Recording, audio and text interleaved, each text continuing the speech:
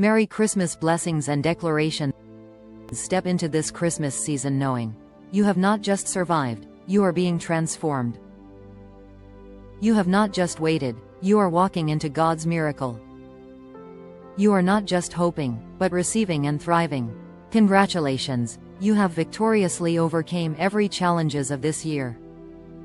I declare over you blessings of light and hope. Where there was darkness, God's light now shines. Where there was uncertainty, His peace brings clarity. Where there was sorrow, His joy rises like the dawn. Declaration of faith and courage. I declare that every closed door that are meant to open for you, be opened by divine favor. I declare that every challenge you faced will become a testimony. I declare restoration in every broken place of your life. I declare God's peace that surpasses understanding guard your heart and mind.